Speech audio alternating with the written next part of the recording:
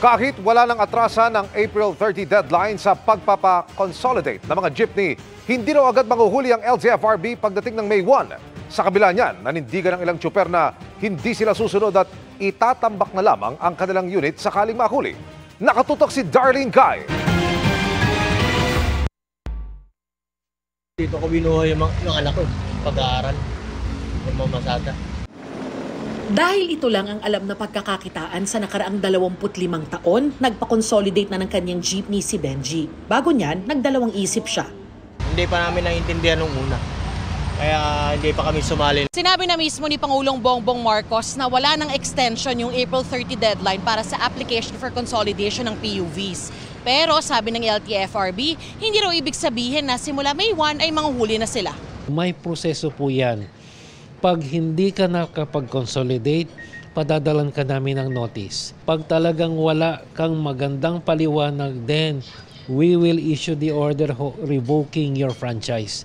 At pag na-revoke na yung franchise mo, that's within 15 to 20 days, at ikaw ay pumasada pa, either ang LTO or ang local government unit na po ang huhuli sa inyo. Sabi ng LTFRB, mahigit 77% ng mga pampublikong sasakyan ang consolidated na. Lagpas na raw yan sa target dahil bahagi talaga ng plano ng LTFRB na mabawasan sila sa kalsada. Sapat umano ang mga matitira dahil may sasalo pang mga bus, UV Express, TNVS at mga taxi. Part ko ng modernization is alisin po ninyo yung mga ibang sasakyan sa daan. Sa kabila niyan, lahat ng 85 miyembro ng Pasig Transport Alliance ay hindi raw magko-consolidate. At kung kami uhulihin na kami kolorum na at walang prangkisa, yun ang naging plano namin, itambak na lang namin sa harapan nila ng aming mga unit. Yan din ang balak ng 80% ng mga miyembro ng Tanggol Pasada Network na ayaw ding magpa-consolidate. Kung uhulihin kami ng auno, talagang itatambak na lang namin yung unit namin sa harap ni LTFRB. Kaanin namin yung jeep namin sa bahay namin. Kahit pa may subsidiya ang gobyerno para sa pagbili ng modern jeepney, may huhulugan pa rin na siyang tinututulan ng iba. Uhulugan mo siya ng 7 years, tapos mapupunta lang sa co-op, masyadong masakit sa amin.